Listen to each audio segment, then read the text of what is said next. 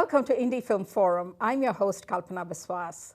My guest today is award-winning filmmaker Chris Ivey, best known for his documentary series East of Liberty that takes a raw look at a low-income neighborhood undergoing painful gentrification. His films have won both national and international recognition.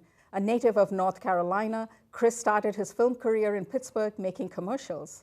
He won an Addy Award for Best Broadcast Campaign for Jones Soda Company and the baseball club Washington Wild Things. He has also made music videos for independent musicians, including underground rapper J Live, and has worked on Serial Passage, a PBS documentary series on AIDS in the Black community.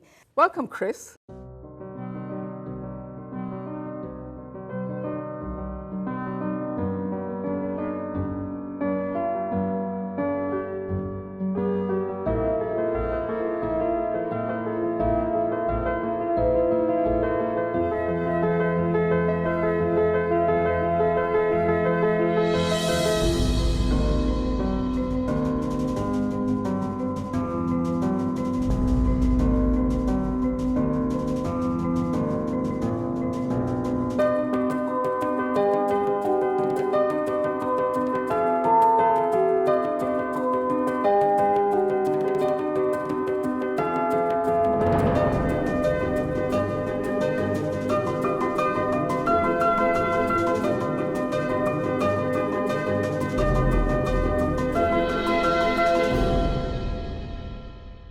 Chris, you came to Pittsburgh from North Carolina and you worked very successfully in commercials. What was that period like? Creatively, it was really fantastic. I was working with a producer at the time named Amy Lamb. She really helped me to grow in certain ways as a commercial director. We were able to make a couple of some really good commercials and get a couple of awards out of it. And I was sorry that she passed. Yeah. Because she was such a dynamic figure. Yeah. Your films, the ones that you were most proud of, what were they? It's interesting because I do a documentary series about the east end of Pittsburgh called East Liberty, and it tackles hard issues. We talk about the issues of race, class, and gentrification regarding redevelopment. For me, it came out of frustration. I get a lot of work, but a lot of my work is not in Pittsburgh. And I think some of my frustrations came from that because with some of my work, I was able to win the awards, but I could never get to work. And luckily for me, during that time when I was starting out as a filmmaker or director doing commercials, I had a friend who worked at an ad agency. And he was nice enough and blunt enough to tell me, well, you know, you are the youngest director at that level and you're Black, you know, so nobody really works with either at the time. For a while, I thought about moving out to the West Coast, you know, try it there and everything, just out of frustration. But then maybe around 2004, I became friends with Bill Peduto, who's now the mayor. Him and a good friend, Kahari Mosley, they were putting together a campaign for him to run for mayor at the time. He lost, but we had some really good looking commercials. Also too, during that time, I was hired by East Liberty Development Incorporated to document the celebration of the tearing down of these high-rises, low-income high-rises in East Liberty. On one side, it was a unique celebration, but I had a lot of questions in my head about how, you know, during that time, East Liberty was a predominantly Black shopping neighborhood, mainly like mostly Black people working and having businesses in the area. But during the day of that event, I saw what felt like a record amount of white people just hanging out in the middle of the street and like, what is going on? With the way that they did a celebration, originally, our artist was gonna put letters up into the high rises, letters up into the window. It was like a famous farewell poem, like time is changing, it's time for something new. And it was really nice. And I think if the developers would have gone in that direction, the documentary series might not exist, which is interesting. But instead, they went to a group of kids at CMU and talked to them about trying to do something creative, and the kids came up with an idea to create a gigantic slingshot to put like these gigantic paintballs in it and shoot them up at the building. If you're from outside of the community, you think like, wow, that's really cool, like I want to try that. But then again, if you ask the people who lived in the building for 20 to 30 years, it was their home, that's like the most insulting thing you could ever do. I'd like to show a clip from the film. Good afternoon. I'm delighted to be in East Liberty here to begin or to continue a process of transformation. I want you to think back just a few years ago where the lack of hope was in East Liberty. There was an old vacant Sears building that had sat vacant for 10 years, an eyesore, a reminder that nobody was investing here. There are these high-rises that were run privately by a private company, and look at what has happened. If somebody has a publicly subsidized housing unit, it should be the best housing. The people of this community, the public agencies like the Urban Redevelopment Authority and the Housing Authority and the HUD have all said that we're going to change the attitude about how we think about how people ought to live. And that's happening today in a very vivid way.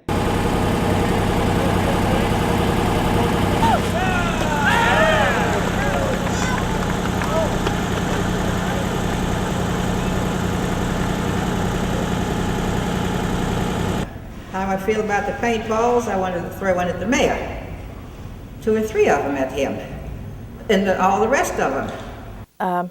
When they did have the Get Down celebration, as they called it, when I stood up and made a speech on behalf of our organization, the Coalition of Organized Residents of East Liberty, there were only 3 East Mall residents in the audience that I could see. Many of them came later on for the entertainment, some for the food, but not to watch people throw paintballs at our home. That's the one reason I call it a media circus. All the suits that were there. I wondered if anybody was left downtown that day.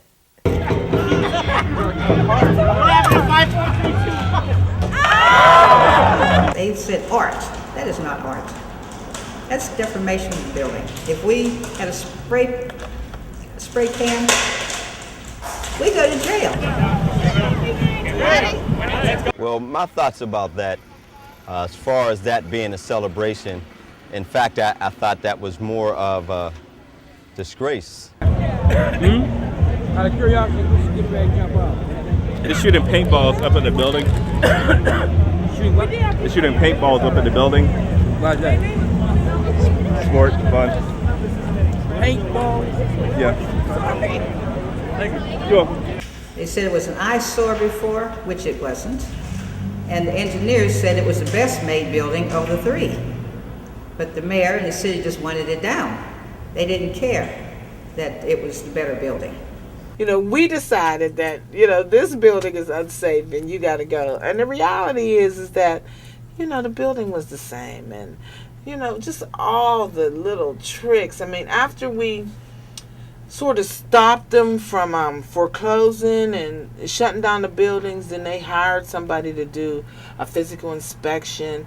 And, you know, we didn't have the money to hire our own inspectors. But, you know, all of that stuff is subjective. So, you know, they ended up saying, oh, the building's unsafe and this and that and that. But that Penn Circle's still standing, you know, and they fell down yet. And, you know, although they knocked those other ones down, I'm sure it wasn't that easy, you know. You know, I felt that there was too many families that was displaced. You're looking at a community that even though it may had its negative images, there was a lot of good people in that building. And to see a group of individuals who are promoted by the city administration to take paintballs and just throw it at the building as if it's a celebration, I felt it was a slap, a real serious slap, because there's no consideration on the generations of families that was born and raised in that building. And there's no consideration to say that it matters. It makes a difference where they go.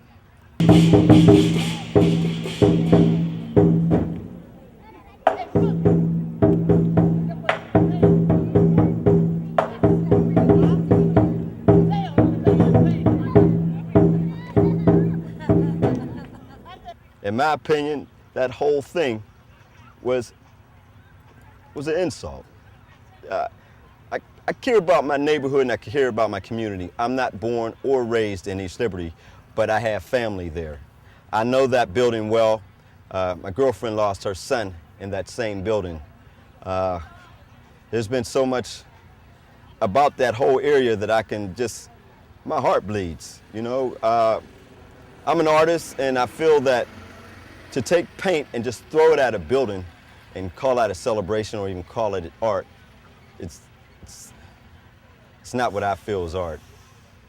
There's a lot that I would like to say, but I don't want to step on no one. I don't want to offend no one. I just want everyone to know that that's not the way you displace people. You have sympathy to the families. What about all the moms that's in these brick prisons that they call a community? We're living in a city that everyone is displaced. We have no more Hill District like it used to be known. We have no more Homewood like it used to be known. And now it's East Liberty. And no one cares about where these family goes. No one cares if they even have a tomorrow. We're looking at these people as if they're just numbers. And we're just sticking them in any place that number fits. Whether it's from 1 to 100 people being displaced. No one seems to care. 5, 4, 3, 2, 1.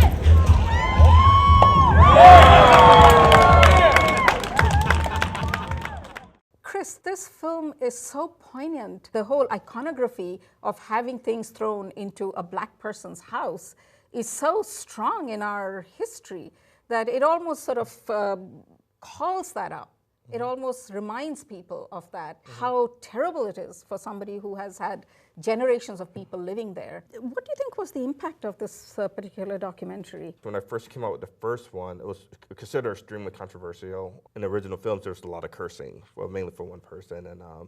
But he was being blunt and honest about how he felt about things happening. Especially in the black community, we need to take responsibility of our communities and what's going on, and that we have to fight for our things. We can't just get all angry and mad at the last minute while the bulldozers are coming in. We have to try to have the foresight to think ahead about what's coming down the road. It's easy for us to get distracted because we're all worried about paying bills, taking care of families, just trying to get through in life that, all the stuff happening around us is just secondary until we look up and everything's new. And then your property taxes going through the roof and you might have to move somewhere else. Those are the hard things that, we try to address in the documentary series. You were asked to go to London to talk about this. I was invited by a group called Hackney Independent. They had a newsletter in the Hackney neighborhood of London.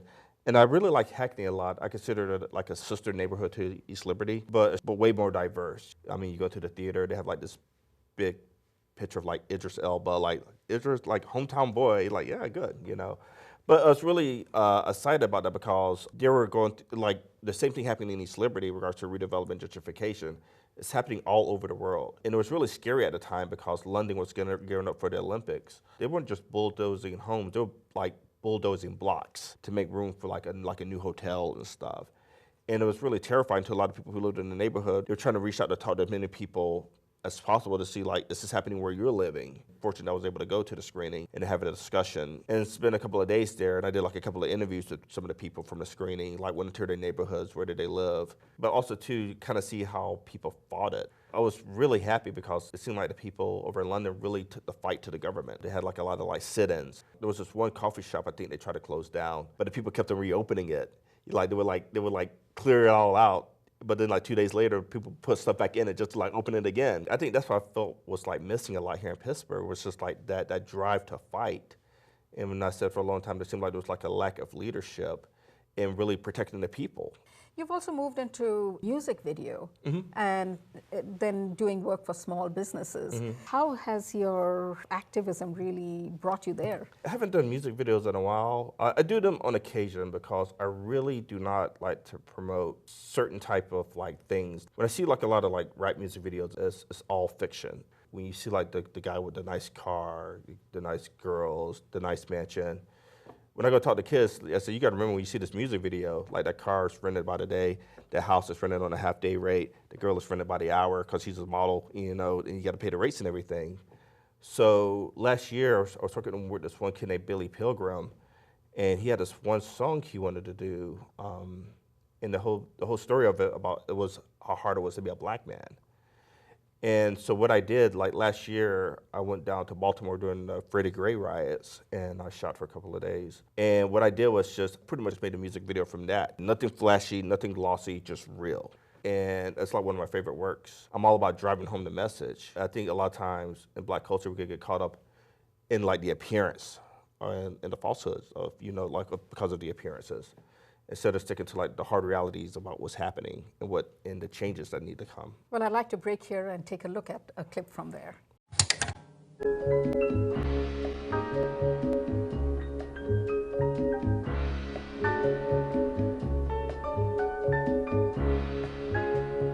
I felt as though I was an unreal person, creating a reality that might become unreal if I didn't keep my eyes open every single second.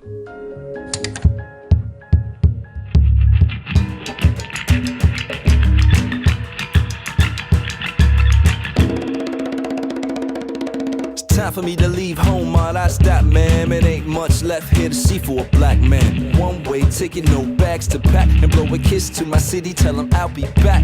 It's time for me to leave home, all I stop, man. It ain't much left here to see for a black man. One-way ticket, no bags to pack, and blow a kiss to my city, tell him I'll be back. I'll be back. Tell him I'll be back. I'll be back. As I look across the bridge, I see the reflection of light. Bright stars in the skies guide me through dark nights. Living to survive, this life breeds caution. And I feel the loss when another man died. Nothing left to cry, got my chest on empty. Fill it with the sun so the suckers can't test me. Let me go where my father never made it. No question, I can tell you what all my days were struggle. Hard to build a path to the promise. I hear it in the wind and I feel it on the earth. Vibrates from the heart and I've been honest since birth. Almost to the point of contradiction. Listen, the road I chose was never clear, so it all made sense and I started believing in the reason I'm here. Fearless, can't say, won't risk speaking on it. It's gonna be a long day.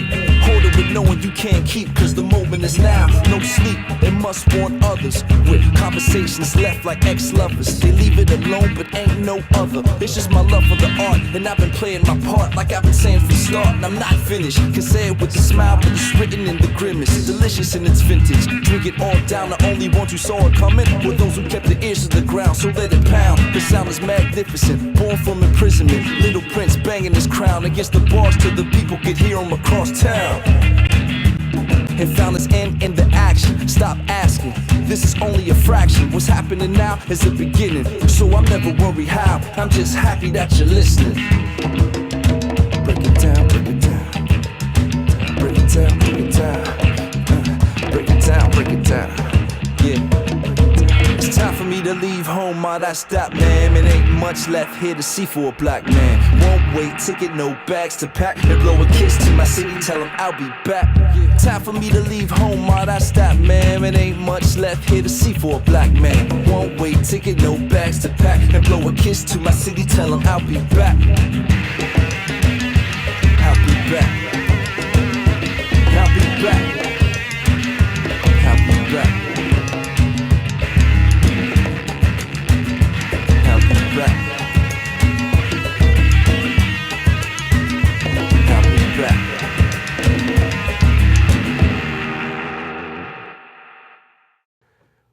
Chris, you've got the youth, you've got Black musicians, you're opening their eyes to a whole new reality. How easy or difficult has it been for you to be a Black director here? It's all about trust in a way. Sometimes I get alienated because of the work. People see my documentaries, they automatically show that, oh, he's an angry Black filmmaker. Especially when the agencies are white, there's like a natural fear or hesitation because, not knowing to what to expect. And it's kind of funny because I do a lot of work for different organizations. I shoot for like Finnish television, different news outlets. But there's just something about in Pittsburgh, I don't want to say small town mentality, but people are very afraid of what, they do not know. The city in certain ways can be sometimes a little bit slow to understanding and openness. With the documentaries, the work that I do, you got to show the ugly side of things. Everything cannot always be rosy and pretty. I like still being in Pittsburgh here some because I think Pittsburgh for me is a manageable city in regards to trying to implement change or have your input done. I think it would be a lot harder in New York. But then again, there's a lot more of me in New York trying to do the work, and which is great. You have to be fearless when you do this kind of stuff. You talk about how a part of the reason why it's difficult as a Black director is that people are afraid of your style. Right. Mm-hmm. What is that style? Sometimes people like to keep things kind of what we say glossy in a way, superficial. And it's a lot about image. And the one thing I try to do with my work is like dig deep into the heart of the matter. When I first started the documentary series, I was partnered up with East Liberty Development Incorporated. But when I started showing them the footage, I let them understand this is like a hard documentary. I mean, it's not a puff piece. They got really horrified and ran away. That's always been my frustration in the city is we must have these conversations while things are happening, because also it's a short window before everything changes, and we'll have to wait another 20 years before it all happens again. I think that was just the hardest thing for me, just getting people to open up, getting the trust from the people who lived in the community, because during the time it was a predominantly Black neighborhood, and there was like a real mistrust of the media, because whenever it was reflected on the news, we never did talk about the neighborhood. It was either related to either gun violence, drug offenses, just bad news, nothing positive. It took like several months to get people to understand, like, no, this is for you. I mean, we have to take advantage of this opportunity now while things are happening. At the time, there was like a lot of backlash from the community. A lot of times I felt like in the Black community, we focused more on looking good instead of like, doing good. A lot of the resources I got from the Black community when I first was showing the films was like, why are you making us look bad? I'm like, why are you worried about looking bad when there's a bulldozer outside your house ready to knock it down? These are the things we need to focus on right now. Even with the new film that I'm working on, I'm working with a lot of like high school youth. And the key for me with high school youth is just to like listen. I think that if a lot of school administrators and schools in general just take time to see what kids are coming through or what they're going through, it's not rocket science. It's easy to connect with kids, but you first have to listen to what's going on. Especially with kids in neighborhoods like Homewood, you have like a lot of pressure. They want to stay on the path to school, but you have people who want to get them in certain activities, like either like gang affiliation or selling drugs and stuff. And the thing is too, is just like listening to them and then helping them to think, like strategically think, okay, where can we get you from here to there, safely, and keep you involved with like a group of kids just like you, because there's so many like you going through the same thing. And the whole thing with the new film I'm working on, I'm trying to get it so they could just rely on each other. I mean, there'll still be like a little bit of an adult input, but the main thing is like so they can rely on each other independently because of like the lack of leadership in the communities here. I'd like to show a final clip here. Time for me to leave home, all I stop, man. It ain't much left here to see for a Black man. One-way ticket, no bags to pack, and blow a kiss to my city, tell him I'll be back. It's time for me to leave home, all I stop, man. It ain't much left here to see for a Black man. One-way ticket, no bags to pack, and blow a kiss to my city, tell him I'll be back. I'll be back. Tell him I'll be back. I'll be back. As I look across the bridge, I see the reflection of light. Bright stars in the skies guide me through the dark nights. Living to survive, this life brings caution. And I feel the loss when another man died. Nothing left to cry, got my chest on empty. Fill it with the sun so the suckers can't test me. Let me go where my father never made me. No question, I can tell you what all my days were struggling. Hold to build a path to the promise. I hear it in the wind and I feel it on the earth. Vibrates from the heart and I've been honest since birth. Almost to the point of contradiction. Listen, the road I chose was never clear. So it all made sense and I started believing in the reason I'm here. Fearless, can't say, won't risk speaking on it. It's gonna be a long day. Quarter with knowing you can't keep, cause the moment is now. No sleep, and must warn others. With conversations left like ex-lovers. They leave it alone. It's dangerous. Like in the summer, I can't even sit outside with my son or my family because there's shootouts. And a bullet don't have a name. Like, there was a shootout last summer and some little boy, 12 years old, got shot in the leg. And it wasn't even meant for him. I'd be scared because what if I stay down here and my son is 2 or 3 years old and he wants to ride his bike down the street? I can't even let him. Because what if there's a shootout and my son gets hit with it? I want to move out of Philly. I want to go somewhere far where there's less violence. give him a future where he can go outside and play, and I don't have to worry about gunshots or a car zooming down and hitting him. I just want to say to girls out there who get pregnant in high school to not give up, because last year I was supposed to graduate, I dropped out, I got pregnant, and I came back 8 months pregnant to school to finish the right way, because I don't want my son to grow up seeing how I dropped out, and if he were to ever come up to me like, oh, I want to drop out, that's not a reason. I want him to see that I came back and I graduated the right way.